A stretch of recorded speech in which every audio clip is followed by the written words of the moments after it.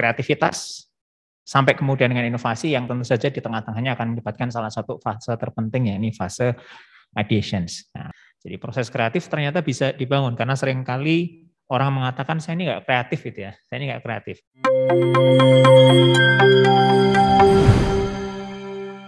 Baik, sebelum saya mulai, saya punya pertanyaan ke Pak Khalid dan Pak Hari gitu ya. Pak Khalid atau Pak Hari, saya kasih pertanyaan 5 detik harus bisa menjawab.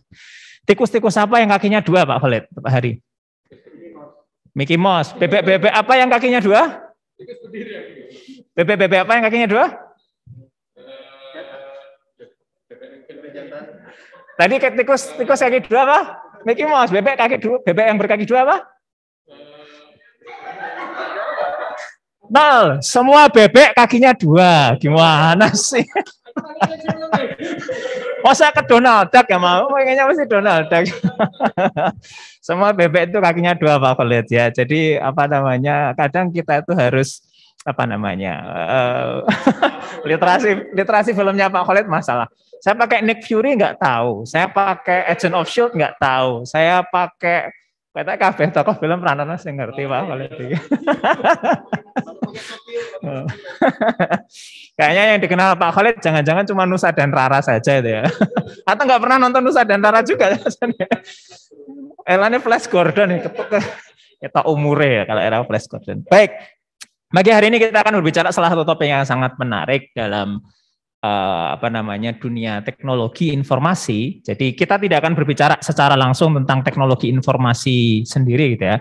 Tapi kita akan berbicara yang melingkupi sekitar teknologi informasi. Jadi kita sebagai orang teknologi informasi ya tentu kita butuh memahami tentang IT itu sendiri apa dan bagaimana.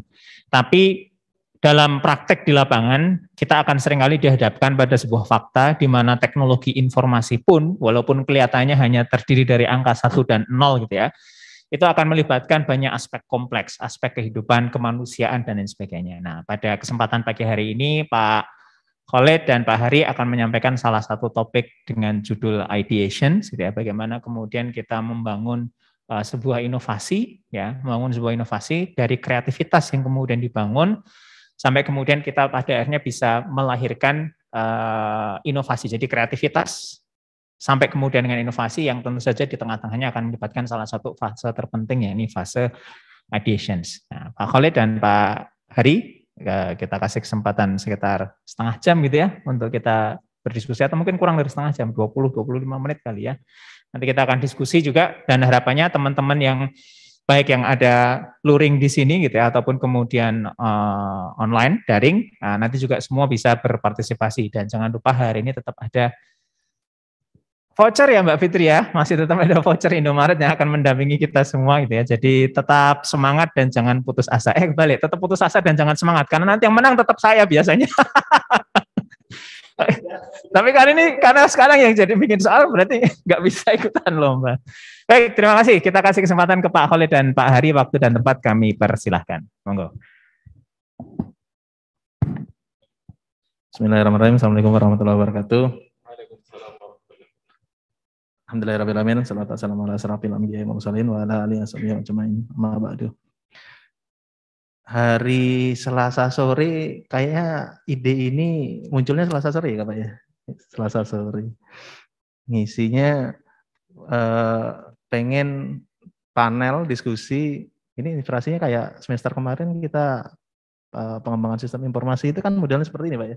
Saya sama Pak Andri itu udah berapa section itu ya. 3 section kayaknya rekaman sama Pak Andri malam-malam berdiskusi mengenai satu topik dan kita coba untuk hari ini. Ya, alhamdulillah sudah terlaksana. Pagi-pagi datang sini sudah siap semua. Saya datang jam 7.58 sama Pak Khalid sudah ready. Alhamdulillah. Jadi kalau saya ngasih materi terus ngasih satu arah kayaknya nggak lucu Pak. Tapi semalam saya menyempatkan 1 jam membuat 3 slide paling tidak lah ya sebagai pengantar untuk ideation dan inspiration. Sahabat BSI semua, jadi kemarin juga mencari topik ini, diskusinya juga lama, 1 hari kita ternyata membutuhkan, akhirnya ya udah ideation yang lebih general.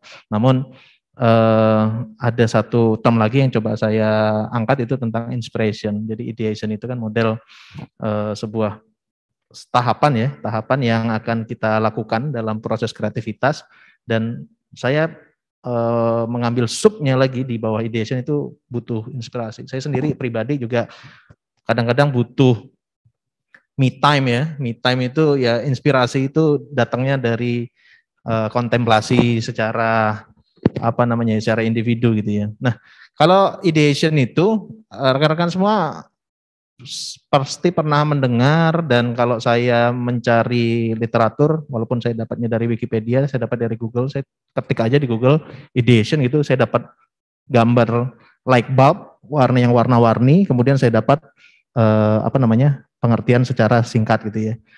Kalau dijadikan simple termnya itu creative process. Dan fokus di sini kalau di bold itu ya, itu adalah proses generating, developing, communicating new ideas. Jadi betul-betul ini sebuah tahapan untuk menciptakan ide baru dengan teknik-teknik tertentu. Kalau saya baca tekniknya itu bisa belasan gitu, mulai dari brainstorming, focus group discussion, brainwriting. Saya ketemu term baru. Brainstorming saya kebayang, tapi brainwriting saya baru dengar. Oh, ternyata menuliskan menjadi pokok-pokok yang terbayang di kepala kita. Kemudian ada model reverse, kemudian mengemukakan bad ideas banyak-banyaknya. Jadi mulai dari hal yang buruk dulu gitu ya, yang nggak masuk akal itu dikemukakan. Jadi tekniknya banyak. Ideation itu sebuah tahapan, dan sebenarnya di dalamnya masih ada teknik-teknik baru yang banyak teknik yang bisa kita lakukan di dalamnya. Sahabat BSI semua yang pernah mengikuti, karena kebanyakan ini alumni dari informatika, pernah mengikuti ini, pengajarnya ada di sebelah saya ya. Pasti nggak aneh ya dengan 5 step ini yang dilakukan di semester 1. Jadi di informatika itu pengampunya ini turun gunung semua ya, Pak Prof Fatul, Pak Andri, kemudian Pak Teduh, siapa lagi ya? Pak Raffi ya?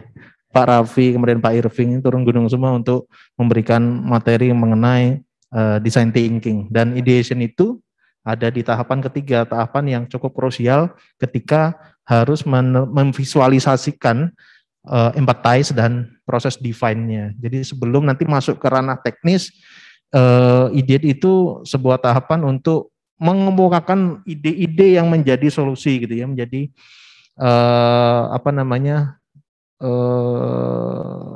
ya problem solution-nya itu paling tidak didapatkan dari proses ide itu. Nah, jadi ideation itu kalau dari tahapan untuk creative process, kalau secara perspektifnya design thinking itu ada di tahapan di tengah-tengah. Jadi saya ingin mengajak Anda semua untuk refresh bahwa creative process itu ternyata ada tahapannya juga gitu, nggak tiba-tiba dapat wangsit terus langsung diikut gitu ya, nggak juga. Nah, kemudian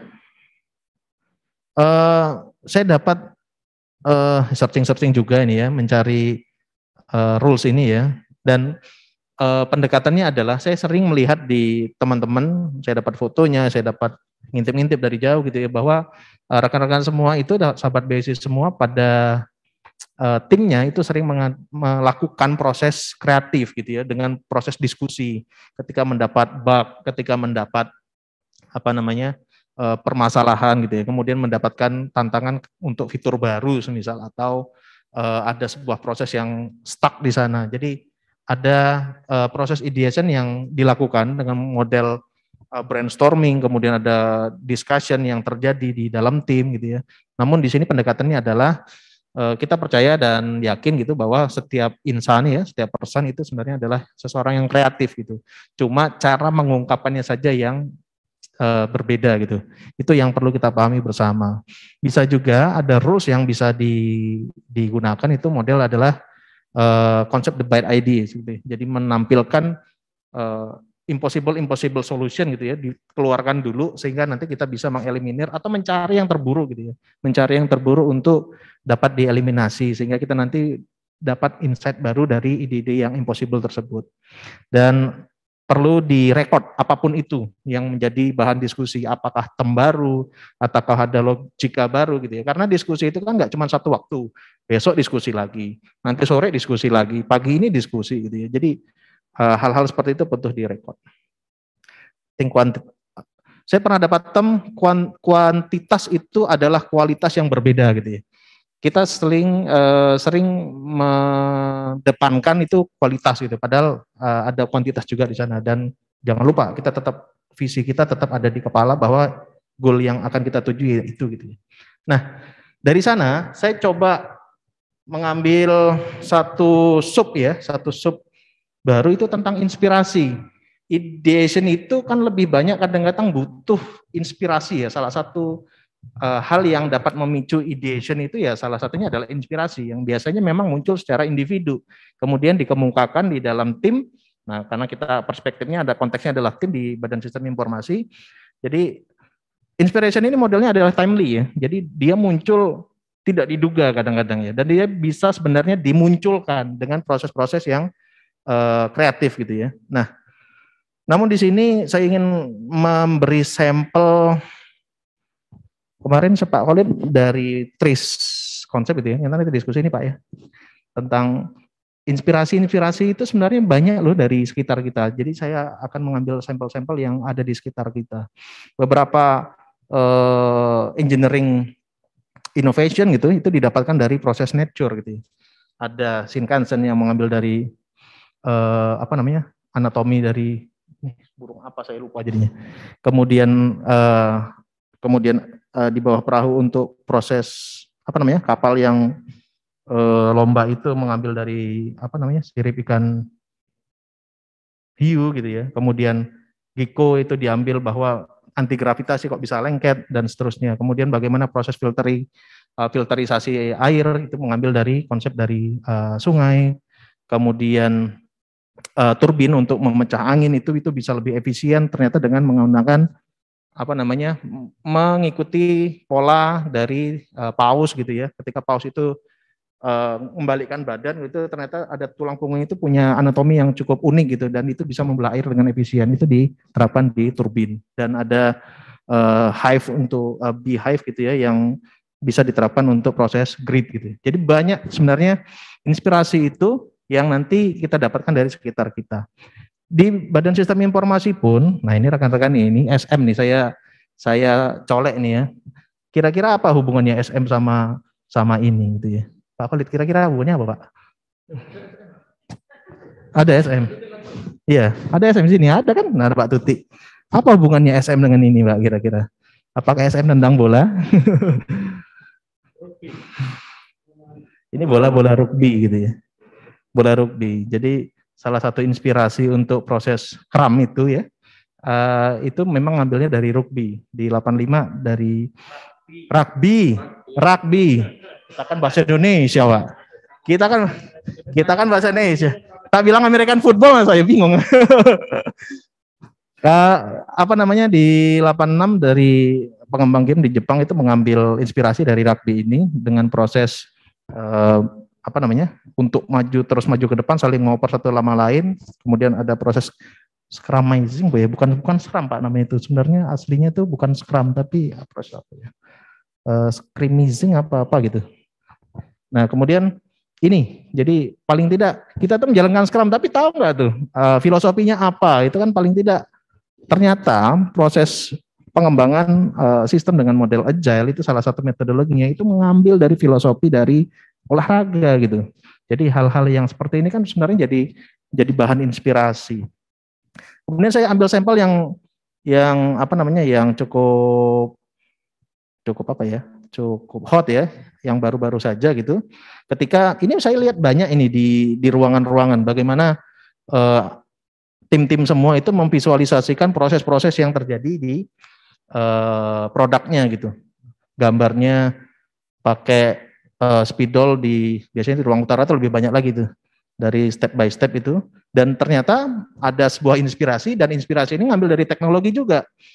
Si pengembang si 4 model ini mengambil inspirasi dari mana? Ternyata ngambil inspirasinya dari map. Ngambil inspirasinya dari map. Jadi dengan pendekatan, kalau kita nge-map itu kan ada zoom in, ada zoom out gitu ya. Ketika kita lihat map yang gambaran besar gitu, kita melihat negara gitu ya. Tapi ketika kita zoom itu kita bisa melihat lebih detail lagi, barangkali di sini kan provinsi ya. Provinsi yang ada di daerah tersebut. Kemudian kita zoom out lagi, sampai zoom out lagi paling kecil itu kita bisa melihat jalan. Inspirasinya dari sana sehingga menciptakan sebuah model dengan 4 level model dari C4 model ini. Jadi C4 model ini inspirasinya itu dapatnya dari bagaimana kita menggunakan map sehari-hari gitu. Jadi kalau kita pengen ke suatu tempat, paling tidak ada mapnya. Sama ini juga, ketika kita pengen mere-engineering atau melanjutkan proses development di sebuah sistem, ya itu ada mapnya gitu. Jadi ada mapnya dan ada standarnya. Jadi sementara ini Pak Khalid, ide dan inspirasi yang saya coba kemukakan gitu ya. Barangkali ada pendekatan lain dari Tris nih. Ini sebelah saya Tris Master ini ya. Tris Master barangkali ada pendekatan lain. Monggo Pak Khalid.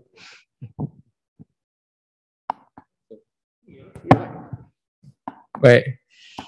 Bismillahirrahmanirrahim.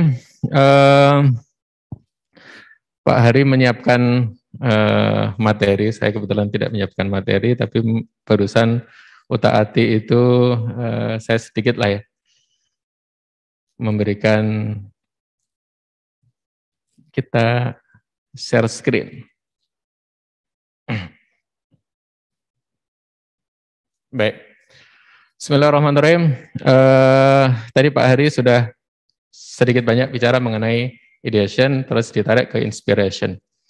Saya mengambil barangkali kalau Pak Hari tadi perspektifnya atau salah satu idenya diambil dari design thinking yang masternya ada di sini, tapi Pak Hari berani menceritakan di samping masternya, itu keren banget. Saya kalau di samping Pak Andri itu mati kutu, saya nggak berani bicara meskipun satu kata bahasa Inggris, mesti salah. Pronunciation-nya mesti salah. Itu nggak ada kaitannya dengan ideation. Baik. Topik ini penting buat kita karena ini general untuk kita semuanya. Kita yang ada di IT support, ada di AMP, ada di teman-teman fakultas, ada dimanapun, itu butuh ideation karena ada krisis ide yang ada di Asia itu. Kemarin saya ketemu dengan salah satu tim dari Backcraft, Kementerian Kreatif, itu salah satunya ini. Ketika mendampingi startup di seluruh dunia, Indonesia itu termasuk yang ideation-nya rendah. Jadi kalau pas lagi rapat, lagi kasih case, misalnya kayak gitu, gimana? Dengan case ini ada ide, ada usulan, ada dan seterusnya, ada pertanyaan di Indonesia atau di Asia, termasuk di Malaysia itu relatif sepi. Tidak banyak ide yang dikeluarkan. Berbeda dengan yang ada di luaran sana yang memang sudah terbiasa untuk memberikan ide, ketika dikasih satu case itu mereka berebut untuk saling memberikan ide. Bahkan ini mulai dari kecil. Yang kemarin Pak Andri juga menunjukkan kita di Australia itu sejak kecil mereka sudah diajarkan untuk bertanya why. Jadi banyak bertanya, banyak menanggapi, banyak memberikan ide dan seterusnya. Ini menjadi culture bagi mereka sehingga kalau ada ide, pengen menciptakan sesuatu itu betul-betul bisa melejit karena semuanya bisa terlibat. Itu yang terjadi di sana. Dan itu memang terjadi degradasi yang luar biasa di wilayah Asia. Mungkin di tempat kita juga. Karena kalau ada apa-apa, ada pertanyaan, lama sekali. Ada ide, itu juga lama sekali mengungkapkan. Latar belakangnya bisa macam-macam ya. Bisa jadi karena takut usul mikul di culture kita. Di BSI barangkali kita bisa bikin tidak usul mikul. Jadi kalau usul tidak mikul. Kemudian bisa jadi karena memang literasinya kurang, jadi terlalu banyak melakukan sesuatu sehingga lupa membaca, terjadi di luaran sana itu akan banyak sekali, itu yang memunculkan ide untuk memberikan solusi. Tapi kalau kurang jalan, literasinya kurang, ya agak sulit kita memberikan ide. Kalau dalam biasa obrolan kita barangkali kalau ada orang kolot, kaku, sulit berubah, dolannya kurang adoh, biasanya gitu. Jalannya kurang jauh atau membacanya kurang banyak. Semakin banyak membaca, semakin banyak jalan, biasanya semakin banyak solusi yang dia bisa ungkapkan. Pertama itu. Yang kedua, saya ambil ini dari Tris, tadi sudah disampaikan Pak Ari. Ada satu prinsip umum, sebenarnya setiap seseorang di suatu tempat, di suatu waktu, itu sudah menyelesaikan problem mereka. Dan problem itu salah satunya mungkin sesuai dengan apa yang kita hadapi. Kreativitas artinya menemukan solusi dari yang mereka sudah hadapi, dan diadaptasi ke problem kita. Jadi kalau bahasanya Pak Hari tadi, kita bisa mengambil ide atau mengambil solusi dari yang sudah terjadi di luar sana, diambil ke ide kita. Salah satunya Kaizen tadi. Kaizen, salah mana itu? Kaizen. Saya sama Pak Andri sudah baca Six Sigma, kemarin juga baca Six Sigma. Kaizen itu mengadaptasi dari ikan hiu tadi, ikan hiu bahkan lumba-lumba menjadi salah satu bentuk kapal. Itu kan sebenarnya ide itu diambil dari sana. Orang atau sesuatu atau di suatu tempat itu sudah punya menyelesaikan persoalan kita. Kreativitas adalah kepandaian kita mendapatkan ide itu, mengadaptasi ke dalam problem kita. Sebenarnya begitu. Ini mirip seperti semua para peneliti ya. Para peneliti itu juga begitu. Para problem solver juga begitu. Bahwa semakin banyak kita jalan-jalan, semakin banyak kita membaca buku, semakin banyak kita ketemu problem-problem yang dihadapi oleh orang lain dan solusi-solusi yang mereka lakukan, yang kemudian disebut best practice. Best practice itu kita yakini di BSI kita sering diskusi, best practice itu ya best di sana belum tentu best di sini. Maka kaidah yang kita pakai seringnya mengadaptasi, bukan mengadopsi. Dalam hal tertentu kita mengadopsi, tapi kita sering mengadaptasi.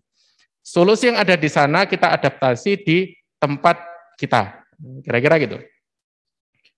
Itu prinsip problem dan prinsip solusi. Semuanya ide itu ada di mana-mana. Yang kedua, kalau Pak Hari di design thinking tadi lebih banyak pendekatannya malah ke brainstorming. Ada brainwriting, jadi semuanya bisa terlibat, semuanya bisa memberikan ide. Kalau di TRIS tidak. Di TRIS itu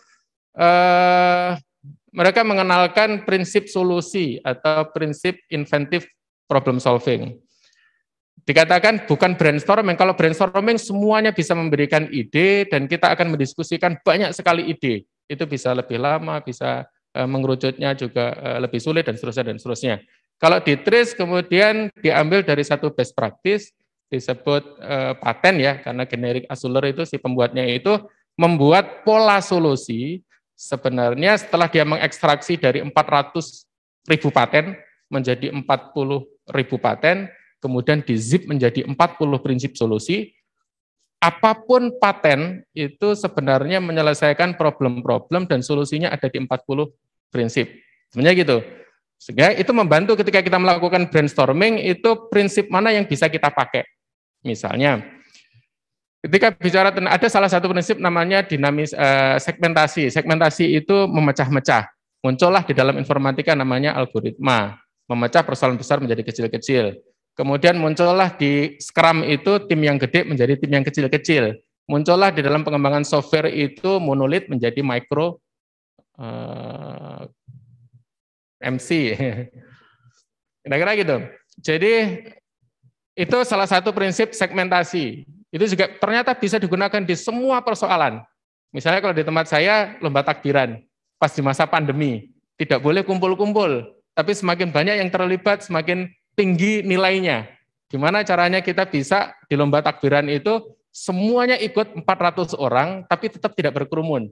Maka dibikin segmen-segmen. Jadi tampilnya tidak di dalam satu waktu, tapi ada segmen ibu-ibu, ada segmen anak-anak, ada segmen jalan, ada segmen, itu segmentasi, itu bagian dari ide.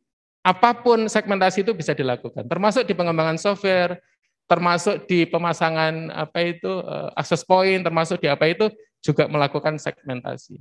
Ada namanya dinamisasi. Dinamisasi itu membuat sesuatu dinamis. Jadi muncul sekarang ide kalau dalam ruangan itu gimana caranya kita punya ruangan kecil yang kalau kita sedang butuh tidur, ruangan itu menjadi tempat tidur. Kalau sedang butuh bekerja, kita bisa menggunakan untuk tempat cukur rambut. Kalau lagi pengen warung, maka dia bisa menjadi warung. Maka satu tempat itu bisa jadi tempat tidur, bisa jadi warung, bisa jadi tempat cukur di dalam waktu yang berbeda. Itu kira-kira gitu. Itu namanya bisa dinamisasi, bisa multifunction. Kita juga bisa melihat ya satu kacamata yang bisa digunakan untuk kamera, bisa digunakan untuk kacamata, bisa digunakan untuk rekaman, bisa digunakan untuk nonton, YouTube-an dan seterusnya. Kita juga bisa ada satu alat yang di sana ada potong kuku, di sana ada sendok, di sana ada gunting, di sana itu multifunction. Ide-ide kayak gini, ada prinsip-prinsip ini bisa digunakan untuk mempermudah brainstorming. Jadi brainstorming itu ditujukan ke mana prinsip yang bisa kita gunakan sehingga brainstorming menjadi sistematik. Jadi TRIS itu lebih ke sana. Kira-kira gitu. Ada 40 prinsip, nanti bisa Anda explore lebih. 3 pilar pentingnya. Yang ketiga yang saya baca di sini, innovative solution itu seringnya datang dari luar. Area di mana problem kita terjadi. Seperti tadi Pak siapa itu Pak Hari katakan tadi, membuat kapal dari ide ikan. Itu kan ikan itu sudah memberikan solusi dari teknologi itu. Pak Fatul beberapa saat yang lalu juga bercerita tentang kita bisa loh membuat sontek, orang Jepang itu membuat sontek yang idenya dari nyamuk. Karena ada ayat yang menyatakan bahwa Allah itu tidak malu memberi perumpamaan dengan nyamuk.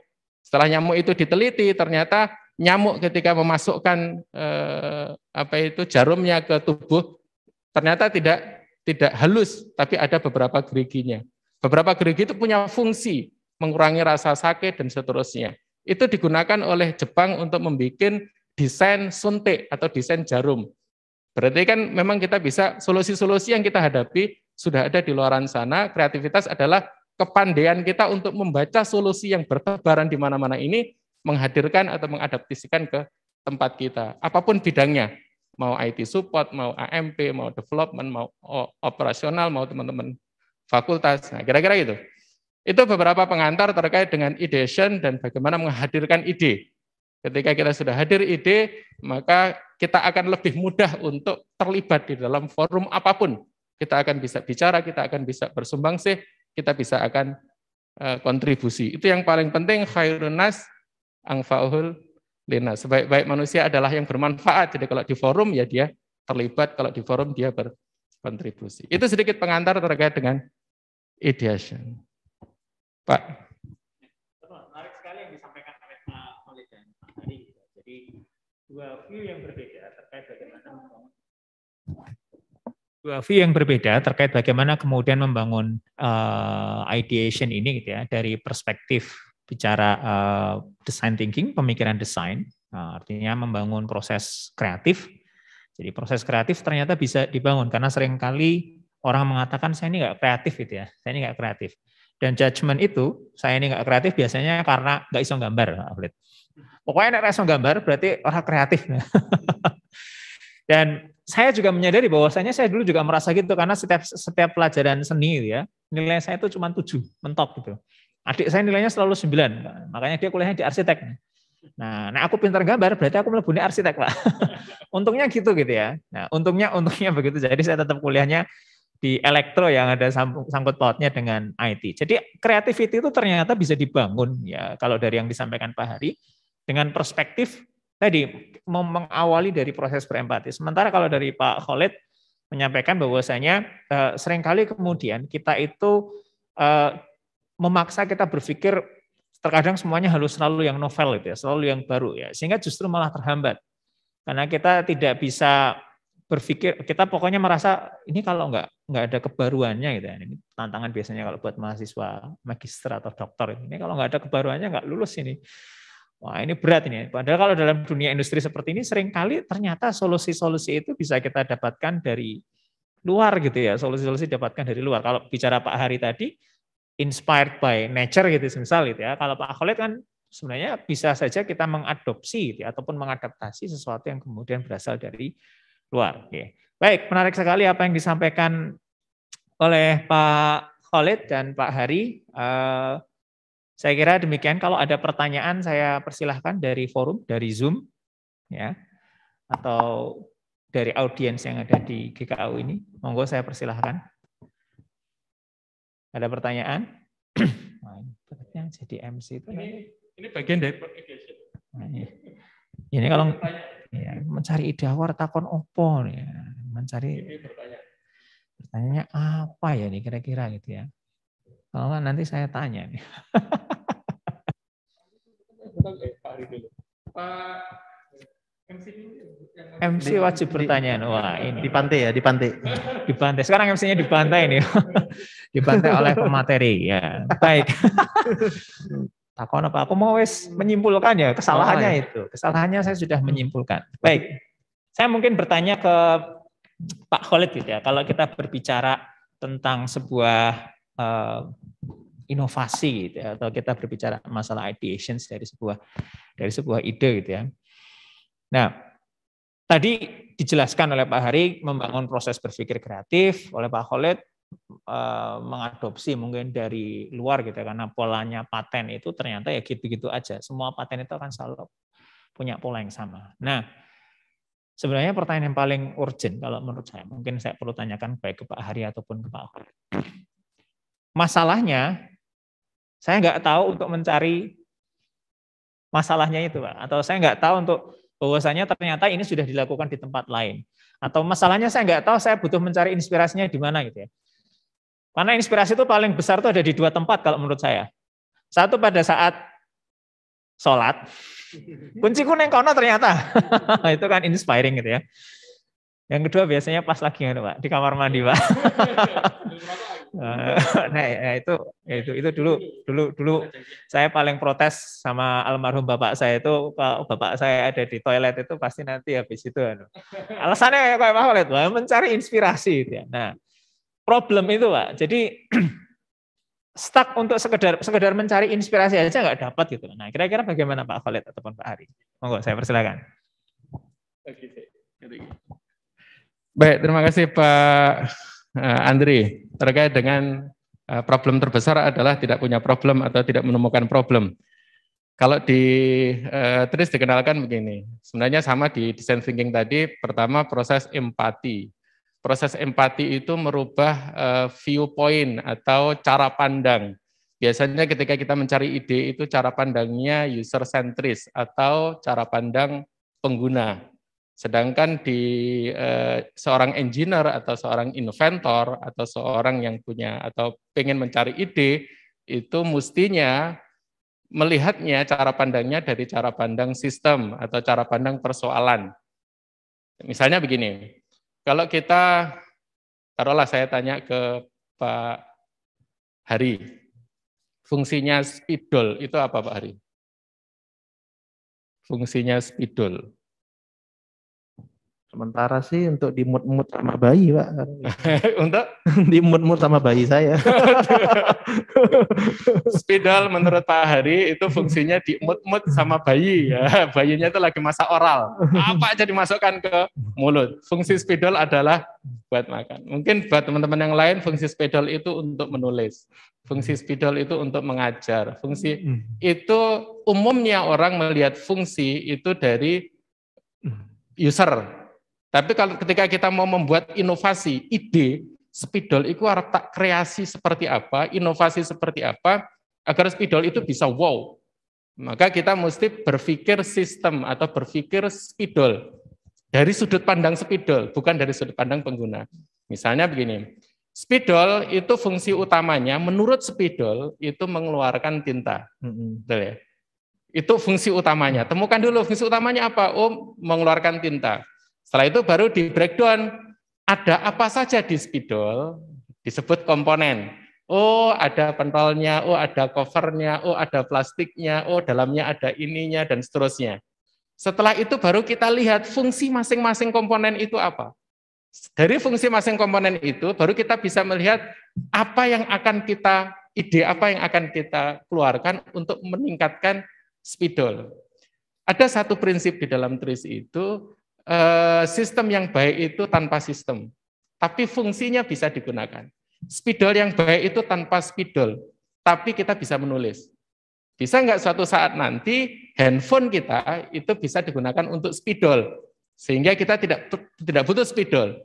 Spidol yang baik itu tanpa spidol, kira-kira gitu. Sehingga kalau kita sudah berhasil mengcapture fungsinya, maka kita akan beride kreatif itu terhadap fungsi, bukan terhadap produknya. Itu salah satu ide. Jadi idenya tadi pertama adalah viewpoint-nya dirubah menjadi view system. Sistem itu fungsi utamanya apa, di breakdown komponennya apa saja, setiap komponen fungsinya apa, Ketika bicara setiap komponen fungsinya apa, ternyata setiap komponen itu berinteraksi. Andre nanti, setiap komponen itu berinteraksi. Interaksinya kalau di TRIS itu melihat interaksinya mesti ada 4 hal.